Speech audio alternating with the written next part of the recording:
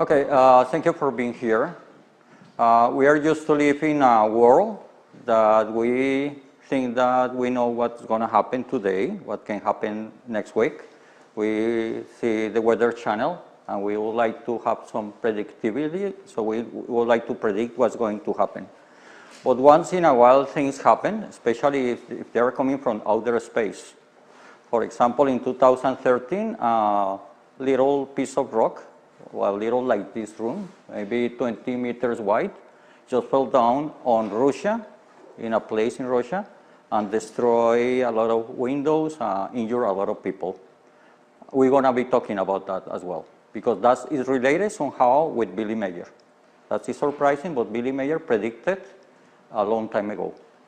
That little impact was predicted by him. I'm not sure if everybody here is familiar with Billy Meier. I am assuming you know a little bit about that. What I'm going to do in this presentation is to show you what we know about things that have been happening on the Earth in the past, and how we see them from the Billy Meier contact nodes point of view. So it's a very nice combination, because in some cases we are not really sure what happened, but Billy Meier case notes give us a lot of information that we are looking to see today. So I will be focused on three different aspects. The first one is talking about the destroyed comet. Actually, is not a comet, was not, but it is because it's still there somewhere far away from the Earth, but it is a planet. It's bigger than the planet Earth, but behave like a comet. Also, we are going to talk about the Tunguska event. You are all familiar with that. That is happening in the 1908. And also Apophis, that is coming very soon. So we'll be talking about the past events and the future events. So it's an interesting combination to see what had happened in the past, so what could be our future. In our previous conversation, a week ago, we were talking a little bit about Apophis, what's going to happen, so probably we'll be talking about that again, right? So let's start. To start, I would like you to just remember how the solar system formed very quickly. It's important to understand that, because if we know that, we know how is the dynamic in a system like ours. Our solar system formed in around 5 billion years ago, 4.65 billion years, according to Billy Meier notes. It comes from a cloud. Imagine a cloud of a lot of atoms from helium, hydrogen, different kind of metals floating around, but they have mass, and because they have mass, they attract each other. So because of gravitational pulls, they try to get together. So the cloud starts to compress it. And as soon as it's compressing, it starts to rotating slowly in one direction. And it is forming little pieces, little planets, or protoplanets, so planets in formation. And they're combining together until a solar system is formed. Something that is happening and is normal in every solar system formation is that the rotation goes in one direction. So it's not possible that one area of the cloud, it's not logical, goes in the opposite direction. So if you see a planet today that is moving backwards, it's because something happened, right? So something happened, so we need to look at what happened. In some cases, we don't know the answer, what happened, but something happened. But the normal situation is everything is rotating in the same way. So until we form a solar system like this one. As part of the formation, there are some small bodies that are residuals of that formation. Some of them are the comets, mostly composed by water. Because it's frozen, it's ice. But as soon as you get closer to the sun, because of the heat and the solar wind, a big tail is formed. Those are the comets. Also, some asteroids are normal, because in the little pieces that are forming together, not all of them get part of planets. So they are isolated and they move around. But our solar system has some unique features. Something that we think that is not logical is in a solar formation. One of the features is the asteroid belt. Okay, we may find asteroids in a solar formation, a solar system formation, but why all those pieces are in a band area where it is very clear that there is a missing planet? If you see the progression between the orbits of Mercury, Venus, Earth, Mars, and Jupiter, there's something in the middle that is missing. And what is there now is the asteroid belt. So some astronomers are thinking that there's a high probability that there was a planet there before. Billy Meier contact notes tell us that there was actually a planet there. Not only that, also that the inhabitants of this planet destroyed it because they were having some wars, and some people don't like the other people, so they decided to do a big disaster. So they poured a lot of water from an ocean, they put it inside it, a magma chamber of a big volcano. What we did a great reaction on the planet and break it in different pieces. So these inhabitants destroyed that planet at that time. So that's an excellent explanation why the belt asteroids are in this area. If you see the progression of the distance between each planet to the sun, follow a mathematical pattern. It's called the Bode law. The Bode law is some mathematics that just found that progression, and he said that it was there present in the solar geometry, the solar system geometry.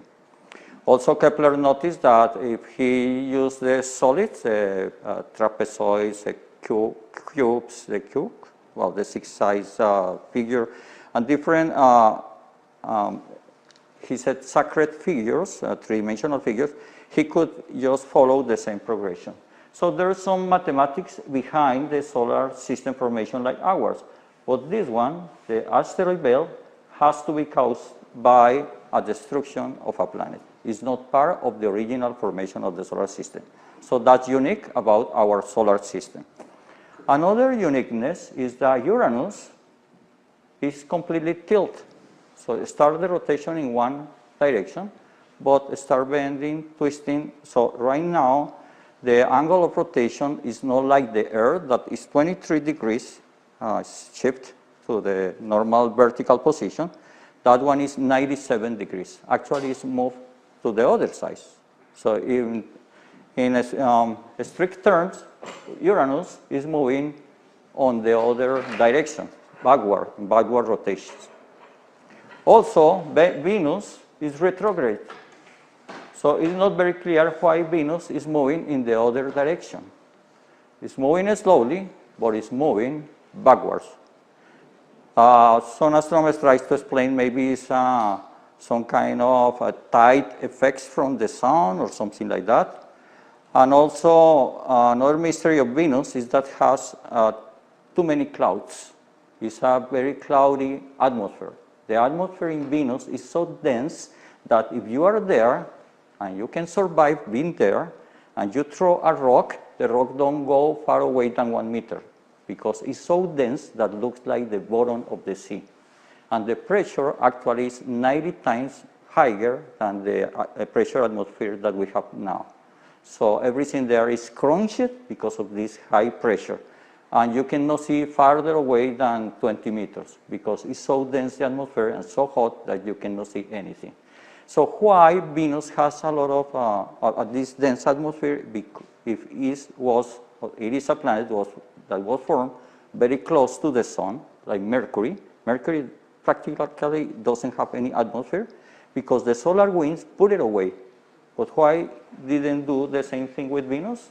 So this is another mystery. So we will be talking about that, having good explanation from the point of view of, or looking from the contact reports from Billy Meier case.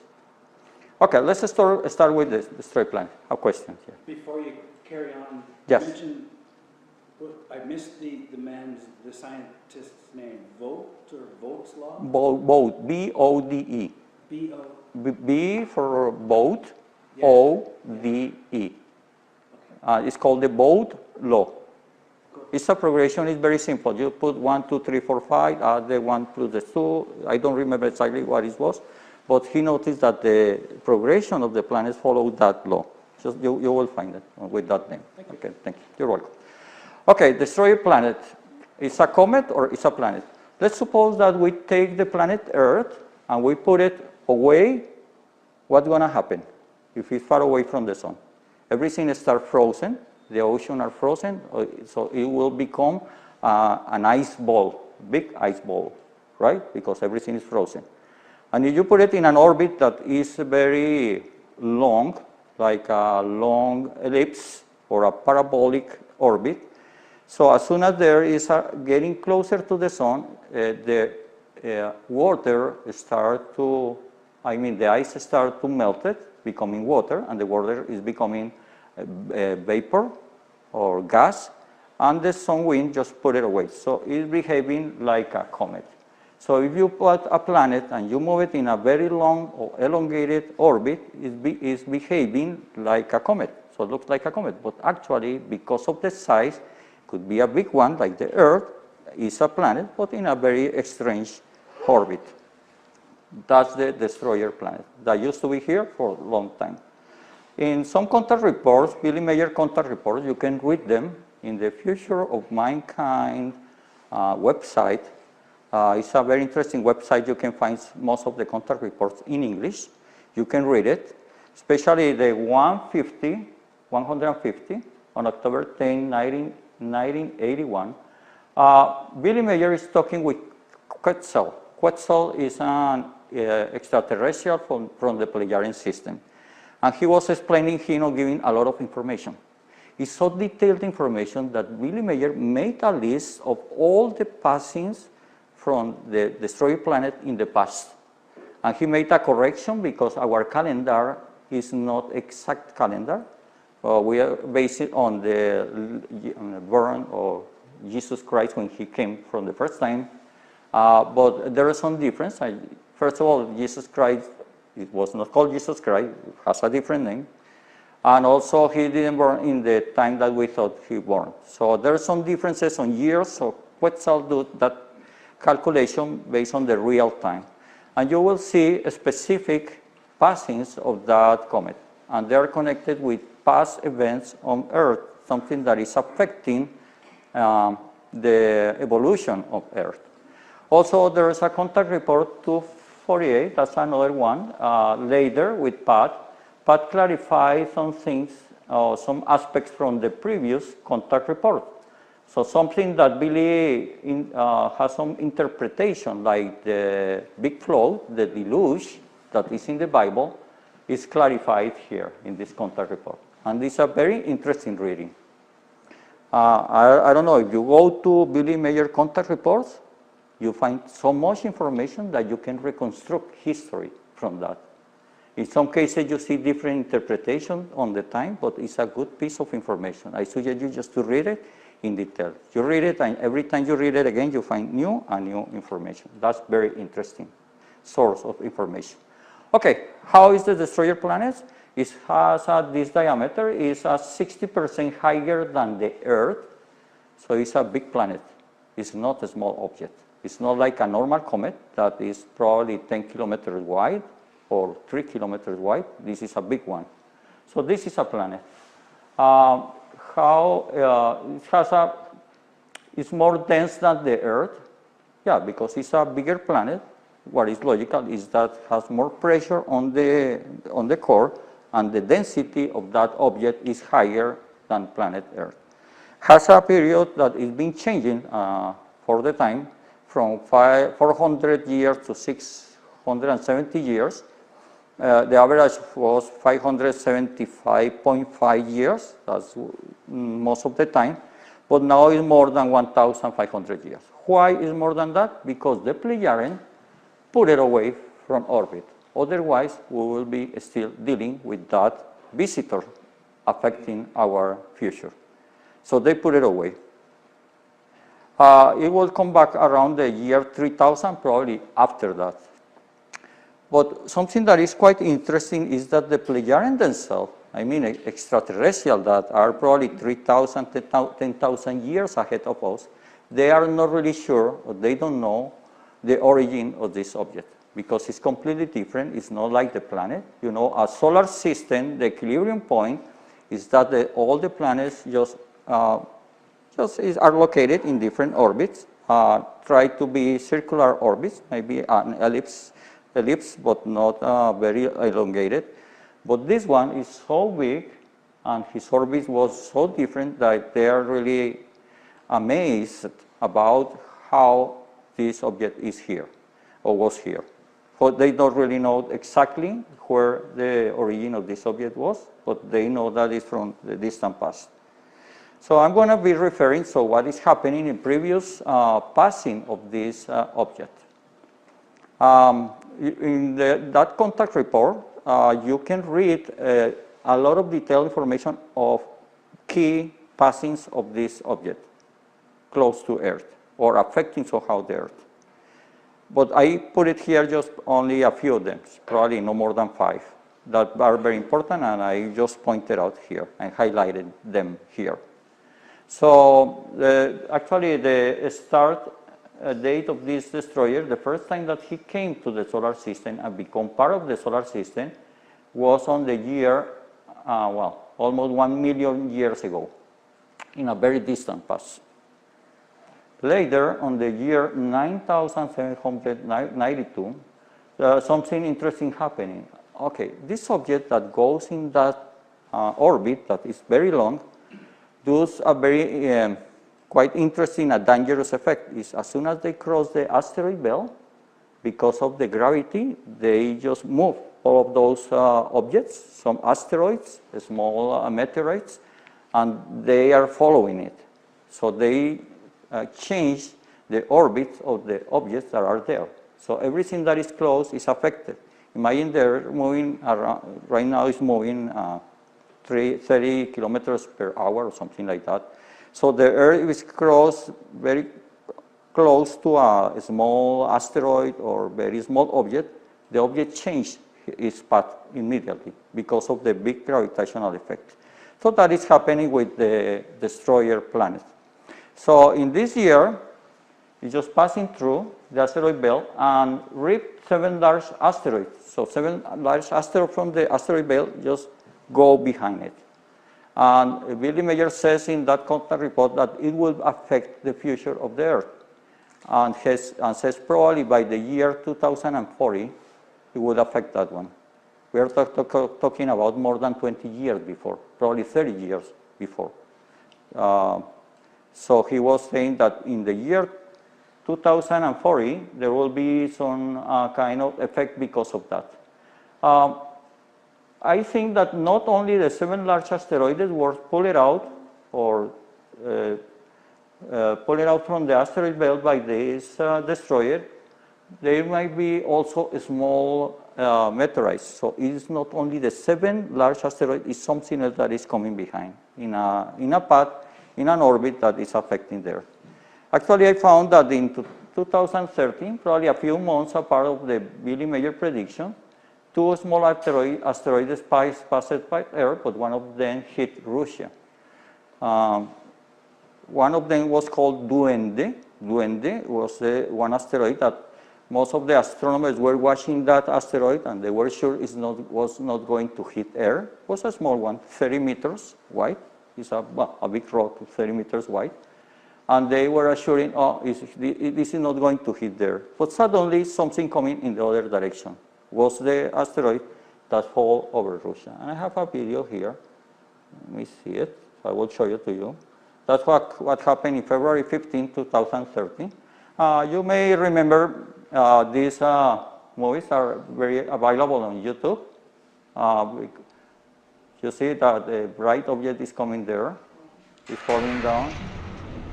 Okay, they show in real time that explosion, but actually it happened a few minutes after that. So the shock wave, the sound, just arrived later on.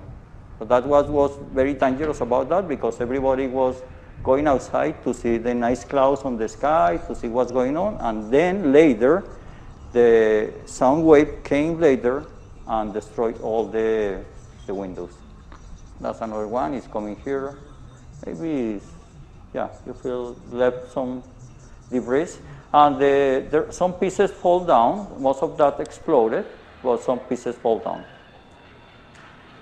It's important to see that because this is related with the Tunguska event. That is a similar one, but much bigger one. So this one was a little small. But in this case, everything fell down. Okay. So that's what I wanted to show you. Maybe you remember that on the news. Was an event that happened some time ago.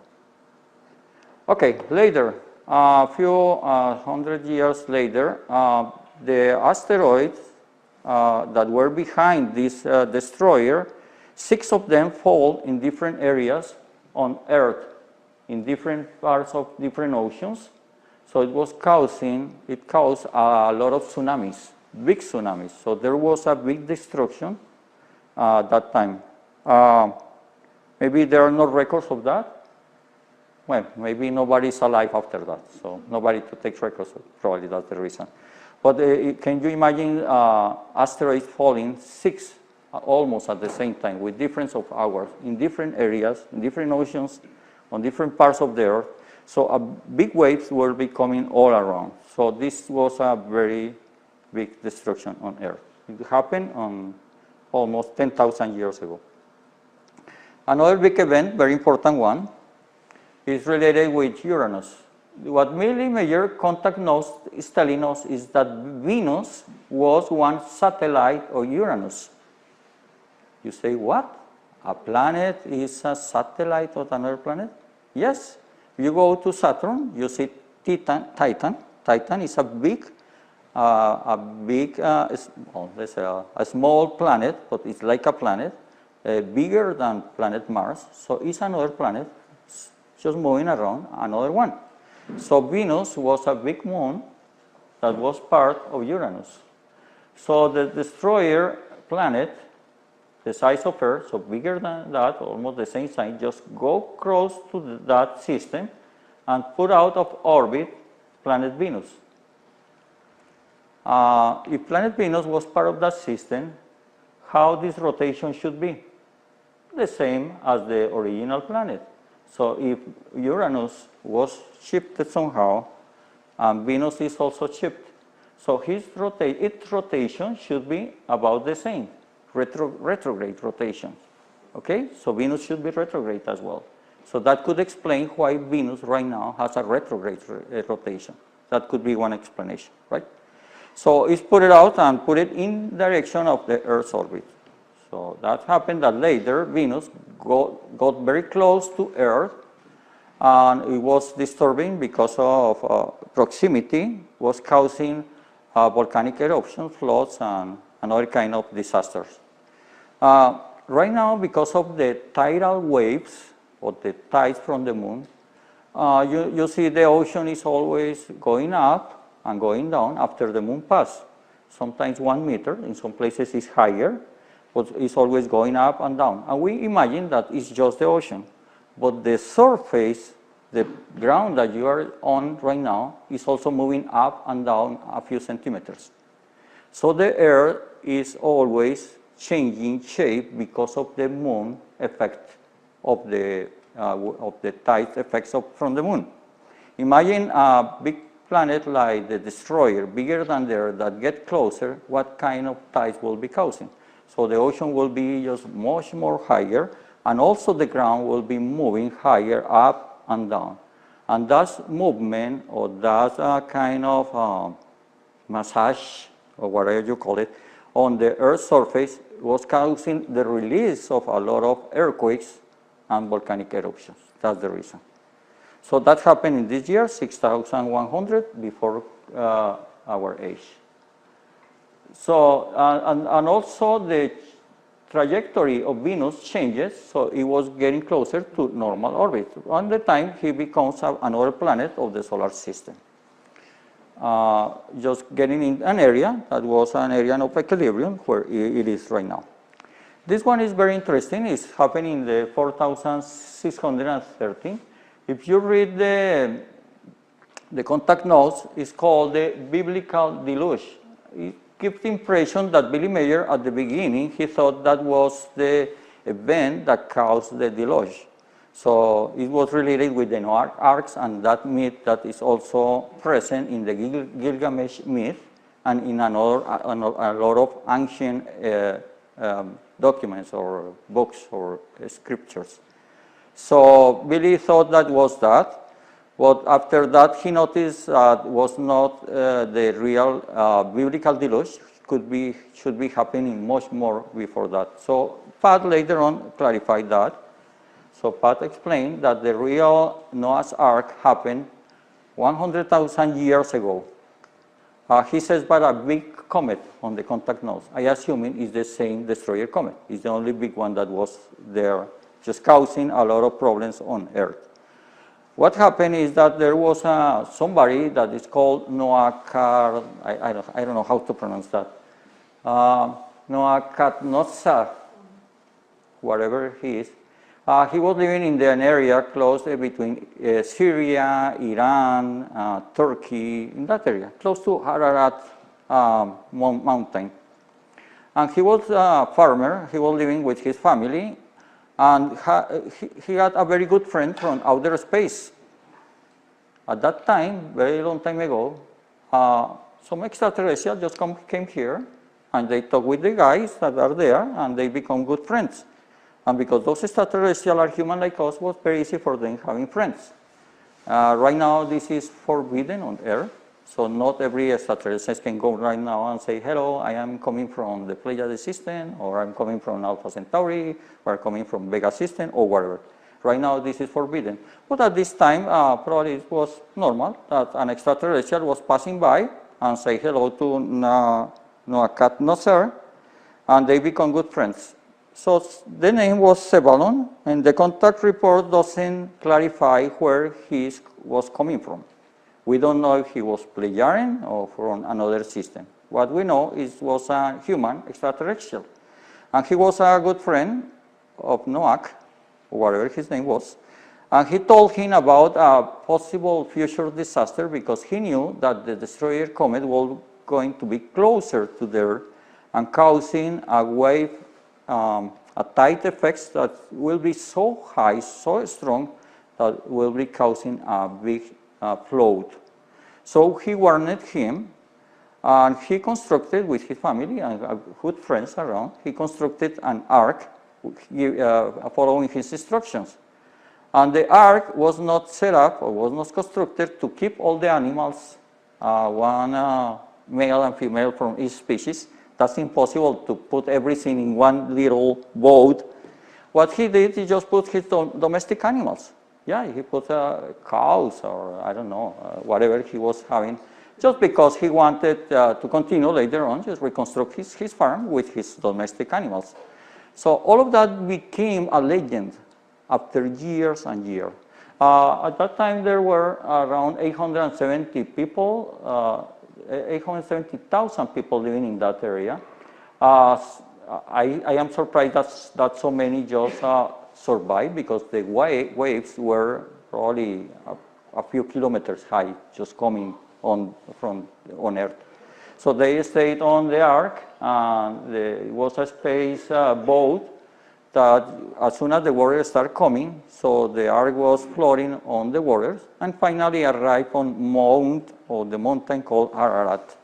Actually, Billy says on one of his contact notes that he was with Quetzal later on, and he just visited the place where the ark was there, below the ice. And he says it's not on the top of the mountain, but it's 30 kilometers away, but it's in that mountain. That's going to be interesting if somebody wants to go there and try to find it. I'm not sure how it's going to be an ark that is 100,000 years. Maybe it's on the ice, it's preserved, but I'm not sure if it's possible to recognize it now. So the ark just, after a few days, and when the water was going down again, after the big waves, or the rising of the oceans affect that area and killing around 600,000 people. So they just landed and they reconstruct everything, and from there just a new civilization born with the normal difficulties of that time. So that's the story of the Noah's Ark. But what is surprising is that the story survived on the time. So the people have some remembering somehow that, and it's being written in different documents, not only on the Bible. But everyone just put the little flavor, yes, you know, the publicity, just to say, okay, this is my God, and you have to believe it on that. So they do some changes on that. So that's what is being happening. So you can read the Gilgamesh myth, and you will see it, Gilgamesh, the superhero that was there, or you can read the Noah. So they say that God gave the instruction. Actually, it was an extraterrestrial, yeah, that was giving that instruction. That's the story behind the Noah's Ark. Another interesting event that is related with the 7 plagues of Egypt, and some modern scientists are discovering that, having a good explanation of that eruption, of that Santorini volcano that happened by the time of the Moses was in Egypt, and he was expecting to free all the Jews that was under the Pharaoh command. So it caused by the one passing of the destroyer. It happened in the year 1453 before our age. So because of that passing, you know, again, because of the tidal effect, caused that eruption of that Santorini mountain.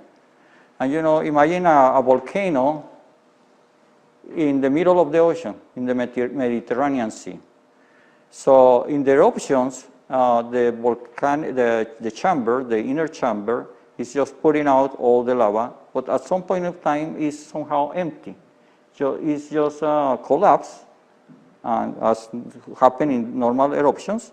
But because the ocean is there, the ocean get into the chamber, because the chamber is very hot, it's a big reaction, and a big tsunami is created. In this case, a tsunami of 180 meters height, affecting all the Mediterranean borders or seashores, and also the river, the Nile River, just go flooded and causing a big disaster. And you know, when there is a disaster, another disaster is coming behind that. So it's causing a lot of ecological disaster. So that was the cause of the plagues of Egypt. So that was the year, and this is according to Billy Meier information. Okay, and the last pass of the destroyer happened recently, in the year 1680, not far away from now. A big comet just appears on the skies. It was so big or so bright that some people could see it at daylight. Have you seen comets? How many of you have seen a comet once? Just 1, 2, 3. Okay, it's something that you say, oh, that's it. It's just a little one. It's a little thing there, probably with binoculars, yes, far away, little ones, yes. But this one's so big that even if you just have binoculars, you can see only one little piece of the comet. So you have to see it naked eye, and was visible during the day. It was the destroyer planet that was behaving like a comet. It was visible in Europe and all around the world, but in Europe there is a lot of paintings like this one by Bert Schubert that was showing that very strange appearance. If you look at the scientific information about that, we know almost nothing about that. You see, it's not very clear when it's coming back. We don't know about the period. The astronomy at this time was not was a very primitive, not like right now. If we have a telescope like we have now, we could see that it's so big. It's like a planet just moving on the sky. So it would be completely different. But at this time, it was just Newton was watching it, and he was following the orbit, and he could, by following this comet, he was able to check the Kepler's law that talks about the way an object moves around the sun, and he confirmed the Kepler's law using this comet. As there's something, a very interesting anecdote about that is that actually there were two comets, the 1680 and the 6081. And Newton at the beginning was thinking that were two comets that came together. Well, later on somebody told you, hey, it's the same one. Just say, come here and come back again. So it's the same comet. So it was the same one. You just hear about the 1681 comet. It's the same comet, but sometimes was getting closer to the sun, disappearing behind the sun, and then appears again, going farther away from the solar system. Right now, it's so far away, and it's probably coming back in some 1,000 years from now. It's not affecting the Earth. Why is not affecting the Earth if it was affecting that before? Because the Pleiadian changed its orbit. They asked permission to do it, and they move it away. They were not authorized to destroy it. And try to destroy that one would be somehow difficult. How to do it? Put it in little pieces, probably is more dangerous.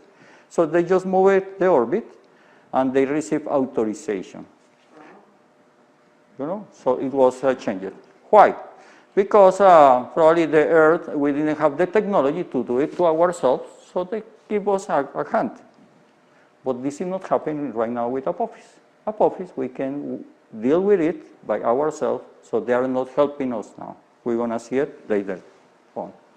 Okay, so that is about the destroyer comet. Any questions so far on destroyer comet? The very fact that it was moved, like I used to take the old dates and count 575, and I was coming all the way up to 2200 yes. AD. Yes. And I was thinking, okay, it's not that far away. And then I read that it was moved. It was moved. And now the circle, we'll call it, is twice as big. Yes. It will take another 1,000. Yeah. So, when was it moved? Was that ever documented about? They got permission from the High Council. Yes. They moved it. Yes. Do you know when that was? When that happened? Was around this year. Yeah, around this year. But I'm not sure it was.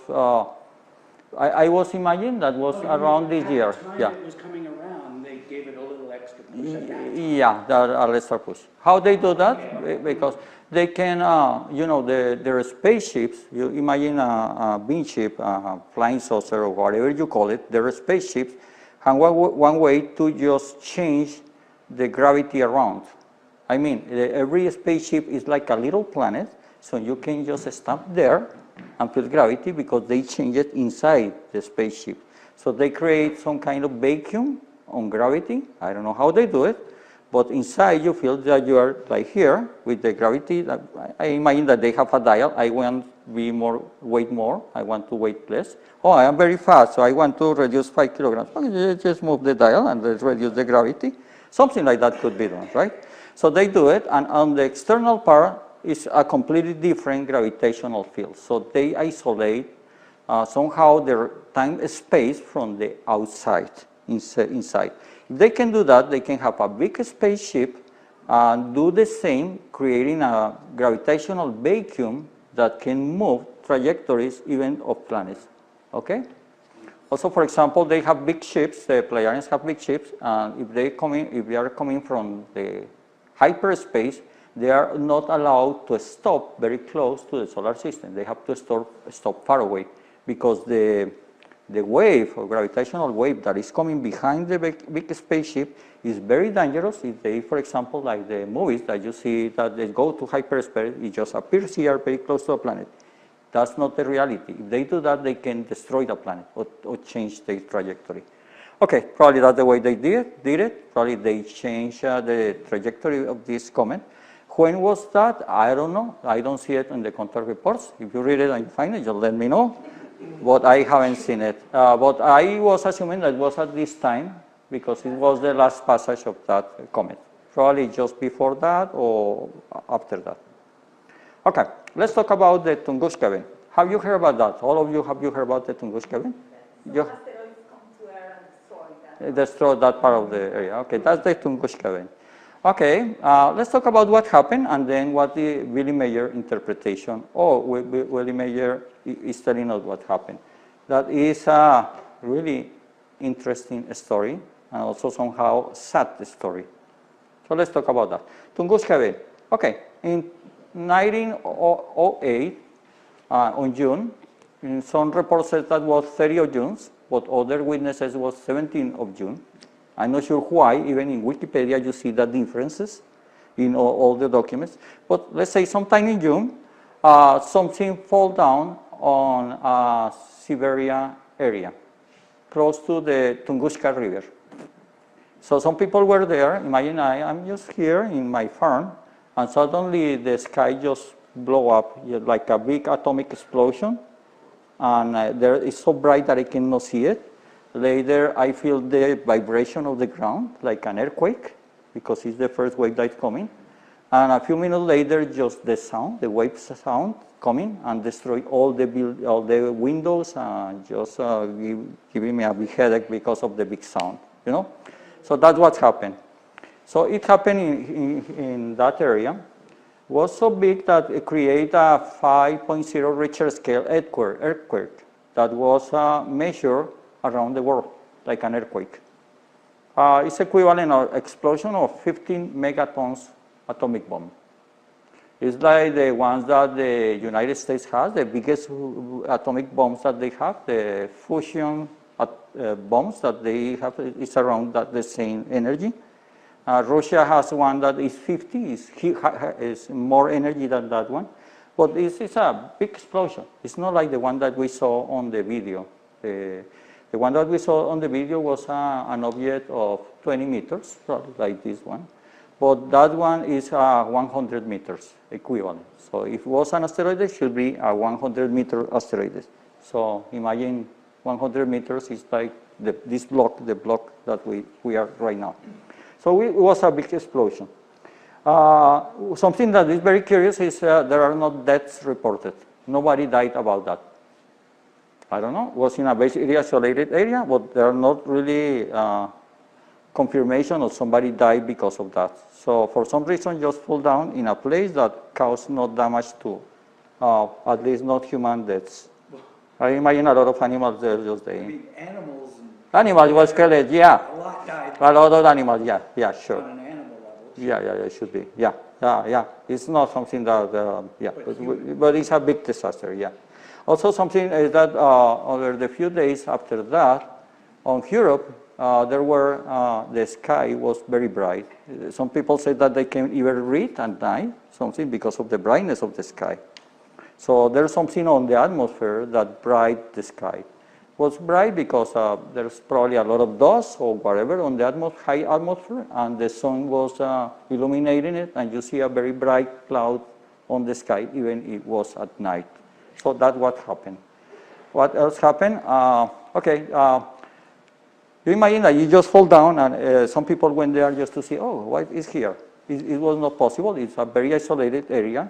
Only on the 1921, so let's say some years later, some mineralogist, Leonid Kulik, convinced especially the militaries to go there. He said, oh, let's do an expedition to see what happened or what is there, just to find the meteorite that fall down there, because there should be a meteorite.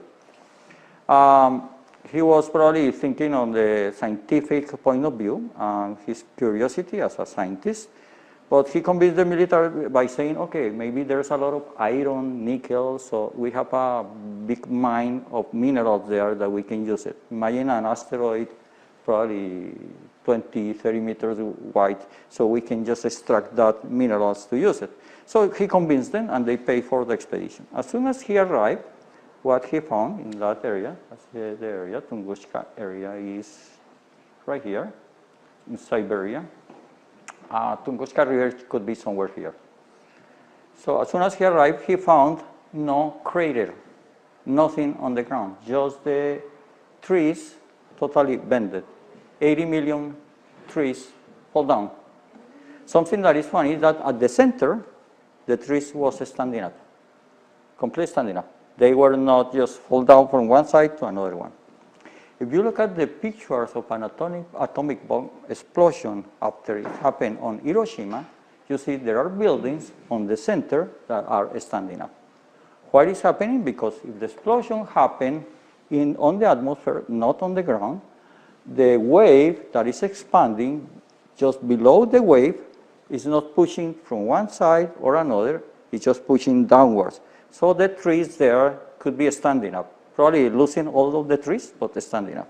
But the one that is on the side, they will fall down, completely fall down.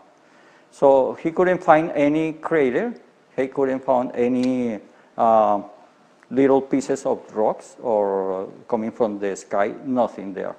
So it was a big mystery. He was assuming that because he saw some little holes everywhere, he thought that were probably particles of that asteroid that disintegrated and fell down there, but not particles or pieces of the original rock that fell down had been found yet.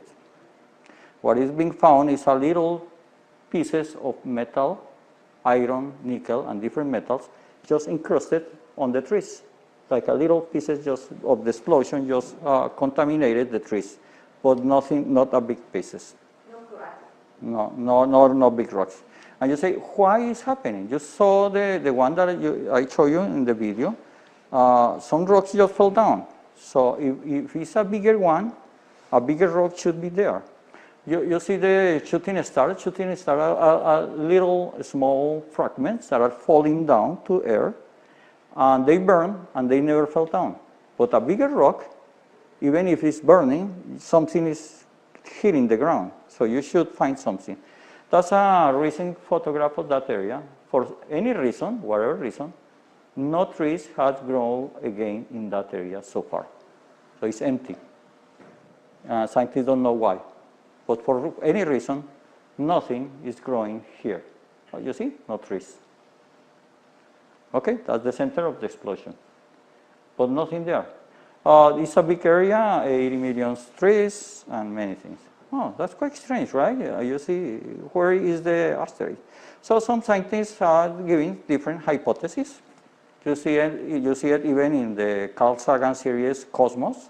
He is giving a hypothesis that was a comet. The hypotheses are, first one, an asteroid, because there are metallic samples, little pieces, not fragments, probably little pieces like sand or dust on the trees with metallic samples. So some scientists say it was something solid that has iron and nickel that fall down and is there. But other people say, wait a minute. There is no rocks, there is not an impact area, there is not a crater. If it was an asteroid, it should be somewhere there, at least the crater. If it's exploded and just vaporized, the impact with the ground should be there, but it's not there. Another explanation, like the Carl Sagan, as I told you, that was a comet, because there are no craters. Doing computer simulation, you can put a comet that is only, let's say, water, ice falling down. It's just vaporized before just hitting the ground and explode because of that heat and that. But some others say, no, it's not possible, because what the witness says and what was visible there is that whatever just fall down explode at 10 kilometers height, not very high. If it was a comet, should be the explosion much higher, not even getting very close to the ground. So it was vaporized just very high away. So they say it's not possible to be a comet. So there's a lot of discussion about that from scientists, giving different explanations. Another scientist said, okay, actually it was an asteroid, and explored, yes, but the big part just fall down and create the Lake Checo that is not there, but is 6 kilometers away, because the asteroid was coming in a very steep direction, explored, and then the rock just fell down there and make the Lake Checo. For some time, some people believe it was a very interesting or logical explanation, but recently, you see recent studies, and you have found that the Lake Checo is more than 300 years old, just by looking at the sedimentaries on that. So sometimes they say, that lake existed before the explosion, so it could not be that the explanation. So that one is not logical. So what was that? So you start to see different explanations. Oh, it was a methane explosion. You know, that is an area that there is permafrost, so once in a while it's just melting, a lot of methane just going up of the ground, so it was a lot of methane on there, and suddenly, for some reason, it's exploded and make a big explosion. Okay, but it's not happening so often, right? It's just the first time. And why? Some witnesses say that's something falling from the sky. The methane is not falling from the sky. It would be just an explosion very close to the ground. So that one is not very logical. Another explanation, antimatter. Okay, just a piece of antimatter getting to the Earth atmosphere, and as soon as just interact with the matter, just exploded.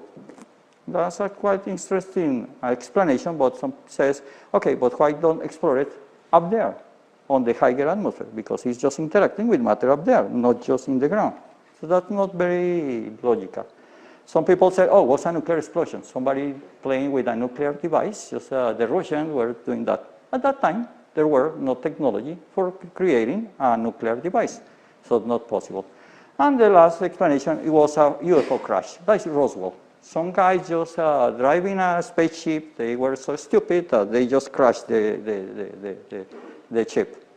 But why that explosion? Oh, because probably the engine was a fusion reaction that just exploded because they were stupid and they crashed it, like the Roswell that happened before.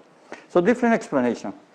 Okay, but whatever was, any of those are very good explanation what happened.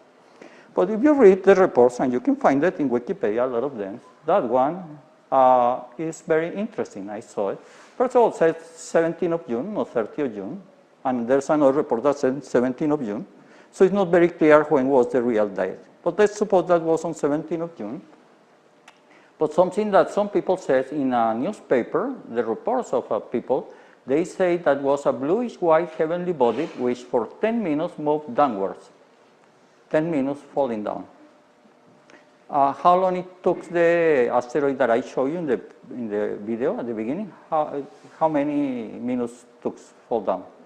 Seconds. Just a few seconds. 20 seconds. 10 seconds.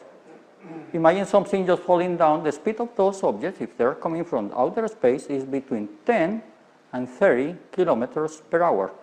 That's moving very fast. The atmosphere is 80 kilometers. So in 2 seconds, let's say 10 seconds, most 20 seconds, just fell down.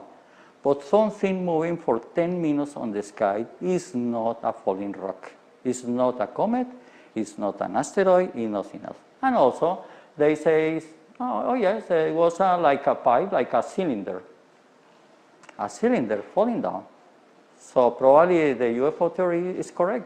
The stupid guy just driving a UFO just fall down and destroyed on the ground. But was that very interesting, that report. So that gives more information, but also drive us to think in different theories, right? So let's say what Billy Meier says about that. The explanation is quite interesting as well and quite somehow incredible. You will see it, but it's logical, totally logical. What happened? In the contact report, 528 on July 10. Pardon? You born on that? You said 528. Oh, yeah, sorry. 428. Okay, July 10, Billy was talking with Pat, and he explained the Tunguska event. Before that, he was talking with Asket. Asket gave us also some information about that, and you find it in different contact reports, information about that. But in this contact report, if you read it, gives precise information of what happened. And you are thinking, what those guys are doing there? I'm going to tell you. Okay, Bardans, that looks like Mongolian, is an ET race that they were forbidden to come into the Earth. They came before, and when they came back to the planet, they caused a lot of confusion there. So there was a prohibition that said, oh, nobody is allowed to visit Earth anymore. You cannot go there. It's prohibited. It's a law. But they came. And they came, and they, with a big spaceship, they get into the Earth without taking care of the prohibition to get into Earth. And they landed their spaceship. I use this photograph. I don't know what is this about. It looks like a mothership. I'm not sure if it's real or not, or probably it's a fake image, but I put it as a, for just to put something on my slide. Yeah. that you imagine that is there, okay? So it's a spaceship that they landed. Pat said that maybe they choose that area because they look like Mongolian. Their race is very similar like Mongolian. So he says if they landed there and somebody saw them, they will imagine that it's a normal guy, no somebody that is coming from outer space. But something happened is that their spaceship has some technical damage. So they decided to hide it in Tunguska area because it's somehow isolated, nobody could be seeing them, so they stayed there.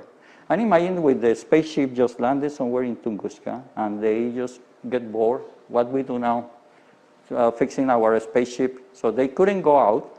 So some of them just went to nearby towns and they get engaged with the people there.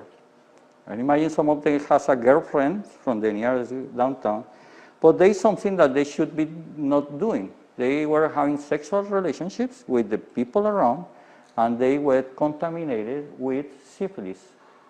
And they are not used to receive that kind of contamination, and when they get back to the spaceship, they contaminate the other one. At the end, they get all very sick. And also, I think there is another kind of sickness that is not mentioned in the contact reports. I imagine there was some kind of psychic contamination. Not only the physical body, also the psyche is contaminated because they are very close to different cultures. There's something interesting anecdote in the place I'm coming from, Colombia. There's a group of people that are ancient tribes, people that are Indians or ancient people, that live in an area and they consider themselves the big brothers. They think that they are very smart and they know how the universe works. And they consider us like the little brothers that we don't know how the universe works or the nature works. So they consider very evolved, but they don't have technology. It's just normal guys living on their little parcels. But they are isolated from the outside world. And if somebody goes outside from their tribe, from the town, to the civilization, and then come back, they put him in quarantine because they feel something different on that person. He's contaminated. His psyche is contaminated with probably different ideas, different energy. I don't know why they feel, but they don't like that guy there. So they put it on quarantine until he behaves normal. So probably that's what has happened with them. Not only the physical contamination, probably some psychic contamination. So what happened to them? The authorities on their planet told them, you were forbidden to go there. If you come back, you will be contaminating everybody. So it's your problem. Just solve it. But we are not going to help you. That's some kind of sad story. Just, that guys just landed here with nobody just helping them. So what they decided to do, they were desperate because they were dying every day. So they decided to kill themselves. So they commit massive suicide. So all of them just get into the spaceship, just put the spaceship that could fly around but could not go outside of atmosphere, not even do an interstellar travel. So they put it very high and they just construct or enable a nuclear device inside the ship and they destroy it completely because they didn't want to have or left any pieces or any clues that they were here. So they say, okay, we just made a lot of disaster. We are changing something here on the culture of the people that is around. Maybe somebody was saying, I come from outer space. I'm not sure if that his girlfriend just trusts that stories, but somehow they're contaminating that area with their just only by their presence. So they want to destroy everything. So they put a nuclear device. So they put the spaceship very high and just go it downward and make it explode in an area that will not kill anybody, not causing a lot of damage. So that's why they did. That's what you find in this contact report, and very interesting explanation. Also, as I told you, it's very sad because it's sad that guys that are very advanced came here, get contaminated, and decide to kill themselves because they cannot find any other solution. So that's an interesting explanation on the Tunguska event. Okay, any question on Tunguska before we move to the last piece, that is Apophis? You say, I have a many questions. For example, why they don't have the technology? I don't know, change the body, the mind, something like that. With technology helping them? Yeah, it's a good question because we see it from our point of view, what we know. We say it's very sad that they kill themselves. But imagine that those extraterrestrials are very advanced spiritually, and they know that they live different lives. So they say, okay, it's not a problem for me to die now. I will be born as a little baby, probably in this planet on Earth. But it's a new opportunity for me. It's the best way to do it. Probably they don't see the way that we see it. But yes, why not somebody help them? Why the Pleiadian didn't help them? The Pleiadian is telling in the contact report that they were able to help them, but they have a prohibition to help them. Because if they try to get in contact with them or help them, they will be contaminated as well. So they say, no, they just get into that trouble. We are not going to interfere with their decision. Sometimes it sounds very hard, yeah, I know. It's very difficult to say that extraterrestrial that very advanced is not have the mercy to help somebody else.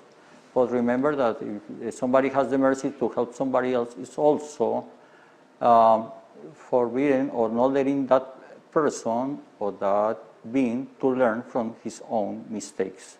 So the law of cause and effects that is sometimes very hard, just forbid some or give some forbidden the extraterrestrial to interfere and try to solve the problem of somebody else. So that's why they did. They say, no, we cannot interact with them.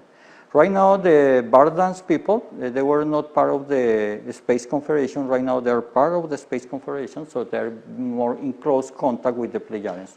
At that time, they were just an isolated group. And they came from the Coma system. This is in a galaxy that is 400 million years away. It's a big place. Peter, you have a question? Yeah, well, just a comment. The nodules that were found, they're called tektites. They're little tiny spherical. It shows that they were molten at one time and then solidified without instantaneously. Because the big hit, yeah. Oh, interesting. So they were melting because of probably the explosion that melted them, and they found it. Yeah, they solidified tektites. They're called. They're really small. A small one. They look like little tiny ball bearings. Little balls that will melt it and just put it away. Yeah. And it sounds very logical. The explosion just melt the whole chip and just throw it everywhere. And that's the reason why no pieces of asteroid had been found. All right. Thank you. So what galaxy did you say they came from? Or was they The what? the galaxy? The galaxy is in a Coma system. It's a cluster of galaxies, probably 100 galaxies altogether. Imagine a place with 100 galaxies like the Milky Way. Just the Milky Way has 400,000 million stars. Imagine 100 times that. Is the Coma system. Coma, C-O-M-A, is a constellation in the sky. Because that cluster of galaxies is there, is 400 million light years away. The near one galaxy that is close to us is the Andromeda galaxy. That is at 1 million years. That one is 400 times that one. So they came from very far away. When you travel in space-time and you jump into the space, probably it's going to take just a little bit longer a trip from there. Yeah. But it's far away. Yeah. All right, let's move to Apophis, right? Okay, Apophis. Apophis is an asteroid that is 350 meters wide. So it's bigger, right? So what is the story of Apophis? Apophis is an asteroid that was discovered in 2004 by the astronomers. And this is the orbit, the one that is here in white. You see the blue line is the Earth orbit. That one is Venus, and this one is Mercury. So the orbit of this asteroid cross in 2 points, here and here, cross the orbit of Earth. But here is the closest approach, because here is above or below the crossing line of the Earth, the path of the Earth, the plane of the Earth. But here is very close. So imagine that it's making circle like this one. Less than 1 year, it circles. Once in a while, the Earth is moving also in the same direction, but they get together. And that's going to be happening on April 13, 2019, or April 13, 2036, April 12 to 2068. So, and so much. No, 2029. Oh, sorry about, I saw misspelled, yeah. It's 29, not 19. Yes, 29. You're saying, oh, it's this year? Oh, my goodness, it's tomorrow. Sorry about that. Thank you, Michael. I will fix it on my presentation. I did it on purpose, just to see if you are paying attention, you know? If you were scared about the future, if passing all day. Okay, 2029. Okay. Thank God, we have 10 years. Okay. Thank you, Mike. Okay, 2029. Sorry about that. Yeah, it's coming on 2029. This is a very nice simulation. Theskylive.com. You can go there and you find Apophis, one of the objects, and you simulate orbits, and you can see it, how close it is. And you can just twist the solar system and see it from different angles to see the distance between the asteroid and the Earth. How close it will be? Okay, let's imagine that this is the Earth. This line is the geostationary orbit satellites. So the satellites that are in that band are the geostationary. That means that they move around in one day, and they move around its own axis one day. So they're always on the same direction relative to the Earth's surface. So these are geostationary. Geostationary. Gotcha. Sorry, my English sometimes is not. Okay. So geostationary orbits from Earth is 34,000 kilometers high, around that. So this is the path of Apophis on 2021. Here is okay. Okay, 21. So it's very close, right? Okay, so it's closing here. But what happens if the next orbit, this is changed a little bit? Probably crossing here, or will hit the Earth. Okay, so this one is a recent computer simulation of how Apophis it looks like. This is done with a computer program. What the system does is measure the brightness variation of the object, so it can know what is the period of rotation. And because of brightness variation, if we assume all the surface has the same albedo, or the same reflectance, or the same color, let's say, so it gives a model, three-dimensional model, of how it looks like. So it's very similar like this one. Probably it's a little bit different, but it's a good approximation of the real shape of that asteroid. Something that you find very, very interesting is that at the beginning, the astronomers were saying that this asteroid was only 250 meters. Right now, they're 370. But the contact notes from Billy Meier from the beginning is saying that 350.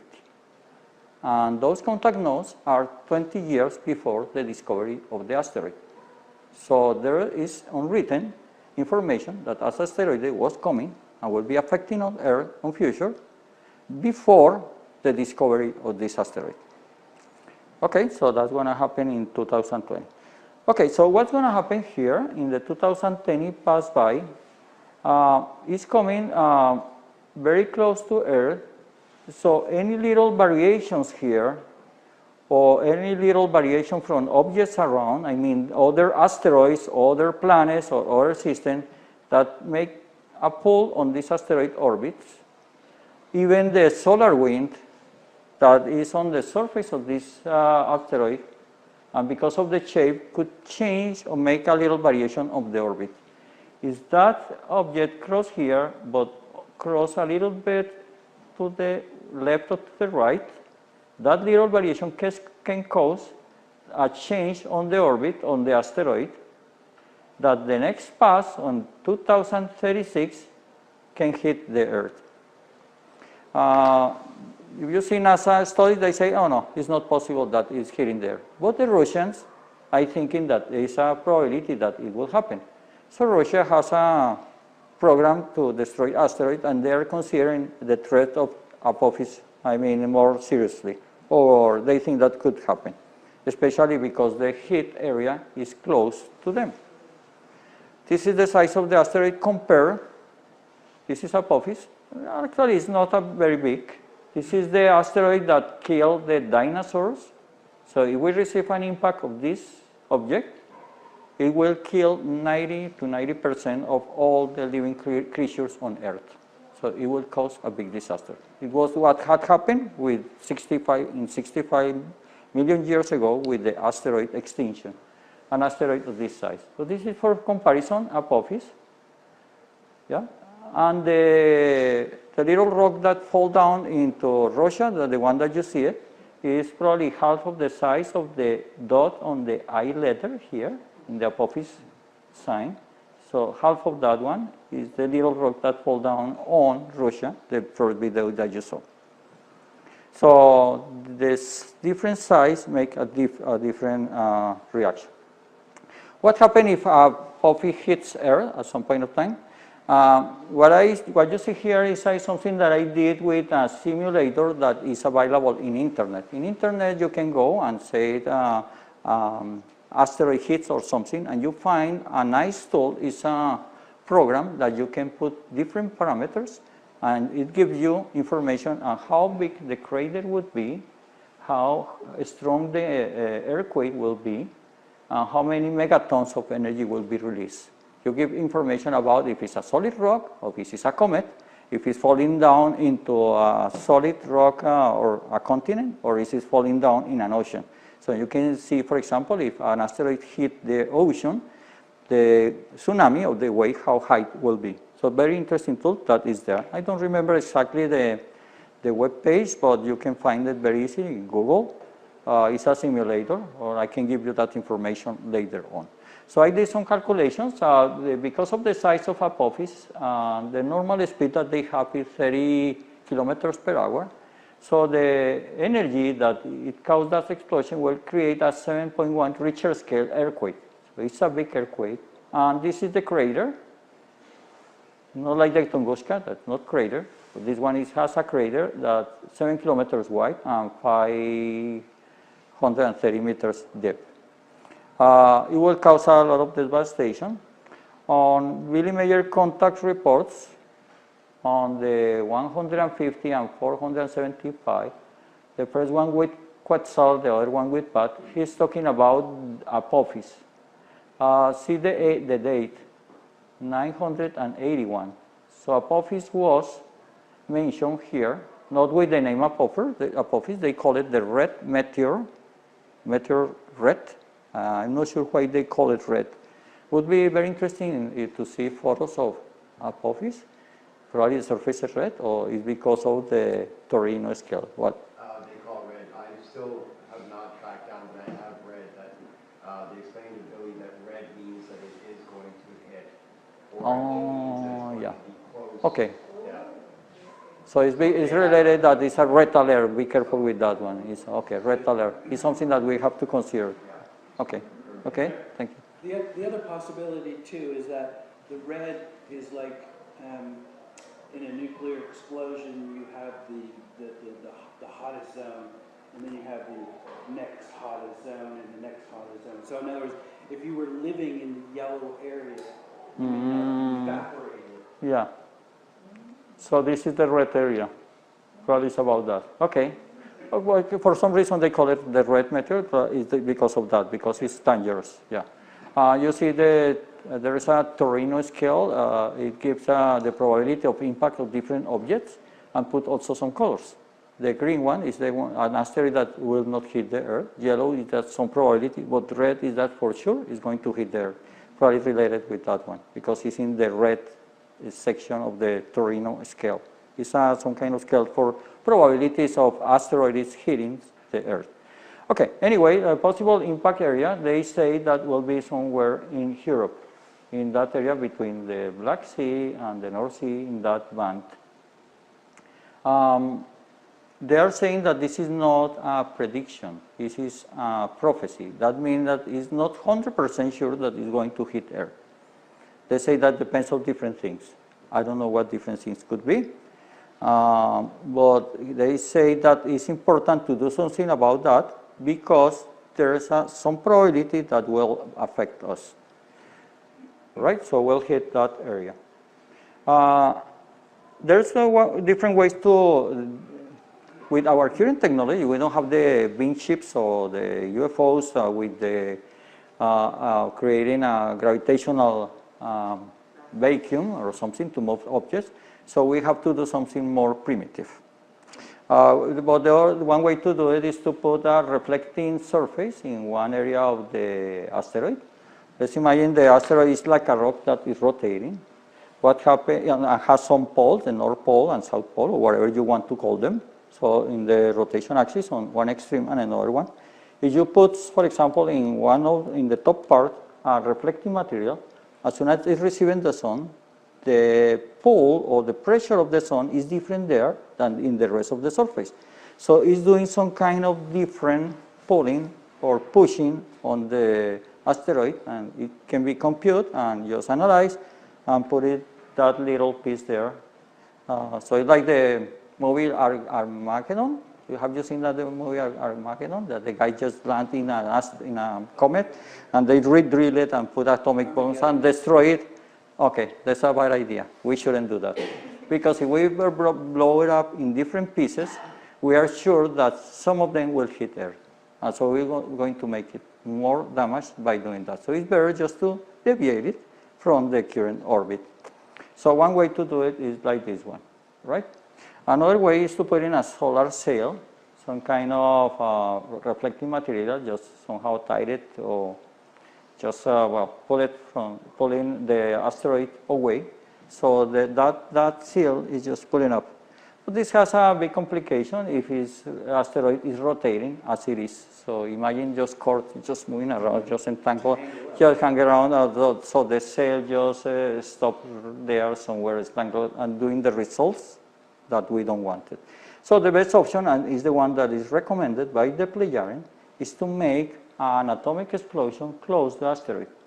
Not very close to destroy it, not far away to not causing any effect. So somehow close, the explosion make up an expansion of a wave expansion, so it will pull the asteroid and move it away. That's something that we can do right now. You see, the Japanese technology, even the Japanese technology, they have the technology today. They have a little rocket and little sun. They can land it in asteroids. They did it. The Americans right now have another one, asteroid Bennu. They will be taking samples from that asteroid and put it back to Earth. So it's not difficult to do it. We are able to do it. That's the reason why the Pleiadians are not helping us this time. Because they say, you can solve it, you solve it, do it.